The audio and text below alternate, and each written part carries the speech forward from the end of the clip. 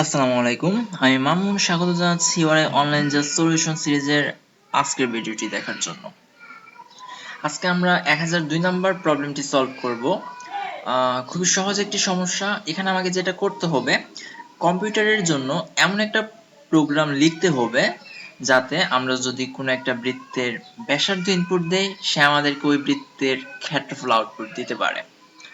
তো আপনি যদি নরমাল যোগ বিয়োগ গুণ ভাগের মতো প্রোগ্রাম সি দিয়ে সলভ করতে পারেন, তাহলে বিশ্বাস করুন আপনি এই প্রবলেমটিও সলভ করতে পারবেন। ওকে, আমরা প্রবলেমটা একটু দেখি।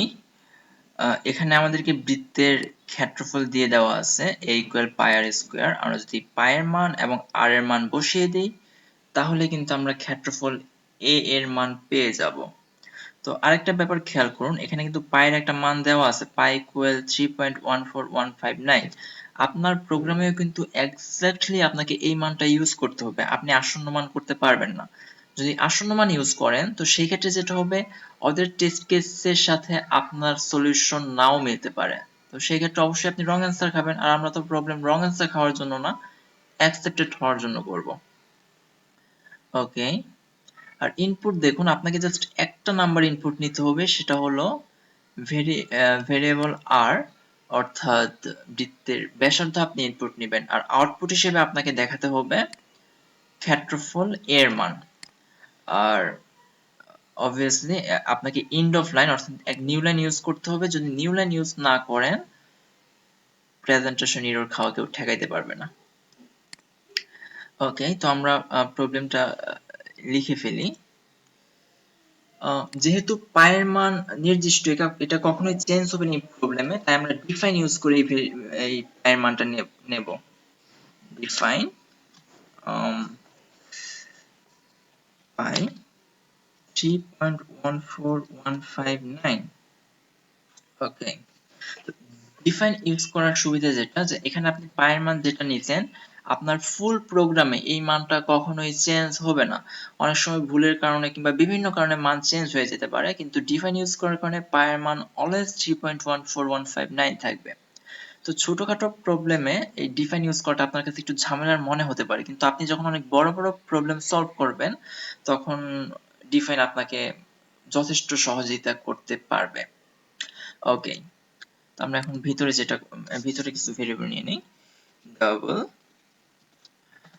এরিয়ার জন্য এ, আর ব্যাসার্ধের জন্য আর। ভেরিয়েবল আপনি আপনার ইচ্ছা মতো ইউজ করতে পারেন, এটা আপনার উপর ডিপেন্ড করে। আর অবশ্যই কখনো ফ্লোট ভ্যালু ইউজ করবেন না, সবসময় ডবল ইউজ করবেন। কারণ ফ্লোটের বেশ কিছু সমস্যা আছে, যেমন এটা মেমোরি কম, এফিসিয়েন্সি কম। তো সেই ক্ষেত্রে ডবল এইসব সমস্যা থেকে মুক্ত। তো আমিও সবসময় ডবল ইউজ করি। আর আরেকটা ব্যাপার, যেটা আপনি যদি maybe 1021 number problem, bank note with coins, ওই প্রবলেমটা সলভ করতে গেলে দেখবেন যে আপনি ডবল দিয়ে যে সলিউশনটা অ্যাকসেপ্ট করাতে পারবেন, ফ্লোট ভ্যালু দিলে রং অ্যান্সার খাবেন। সো অলওয়েজ ডবল ইউজ করাই বেটার। তো এখন আমাদের যেটা করতে হবে, যে ব্যাসার্ধের মান ইনপুট নিতে হবে। পার্সেন্টেজ এলএফ, যেহেতু ডবল ভ্যালু তাই আমরা এলএফ ইউজ করলাম, পার্সেন্ট আর। ওকে, এখন আমরা সূত্রটা বসাই দিই। A equal I into R square. R square মানে আমরা আর ইনটু আরও লিখতে পারি, R into R, sorry, capital R. এখন আমরা যদি প্রিন্ট করে দিই, তাহলে আমাদের কাজ শেষ। এক্স্যাক্টলি ওরা যেভাবে প্রিন্ট করতে বলছে, আমাকে ঠিক সেইভাবেই প্রিন্ট করতে হবে। তো আমরা দেখি ওরা কিভাবে প্রিন্ট করছে। A equal answer without any space. Okay, A equal, equal অ্যান্সারের জন্য পার্সেন্টেজ এলএফ। আর আমাদের খেয়াল করলে দেখবেন প্রশ্নে বলা হয়েছে যে দশমিকের পর 4 ঘর থাকবে। সো 4 ঘর রাখার জন্য আমরা 0.4 ইউজ করব।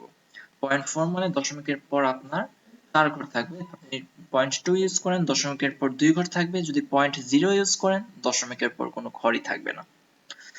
ওকে, এবার আমরা নিউ লাইন দিই। অবশ্যই নিউ লাইন মনে করে দিবেন, বলা থাকুক আর না থাকুক। কমা এ, আমরা একটু রান করিয়ে দেখি কি অবস্থা। ওকে, তো এখানে আমরা 2 দিয়ে দেখি ওদের রেজাল্ট আসে কিনা। 2 12 5 6 6 4 12 5 6 6 4, হ্যাঁ ওকে, ওদের ইনপুটের সাথে ওদের ইনপুটের সাথে আমাদের আউটপুট মিলছে। সো আমরা এটা সলিউশনটা সাবমিট করে দেখি কি হয়। ও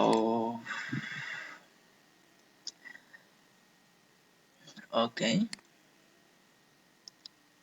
সাবমিট অপশনে গেলাম,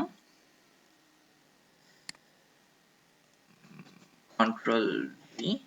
আর অবশ্যই খেয়াল রাখবেন এই যে এখানে আপনার ল্যাঙ্গুয়েজে আপনি যে ল্যাঙ্গুয়েজ দিয়ে সাবমিট করতেছেন সেই ল্যাঙ্গুয়েজটা এখানে আছে কিনা, যদি না থাকে তাহলে আপনি সলিউশন যত কারেক্টই হোক কম্পাইলেশন এরর খাবেন। ওকে, আমরা সেন্ড করি। ওকে, আমাদের কোড রিসিভ করা হয়ে গেছে।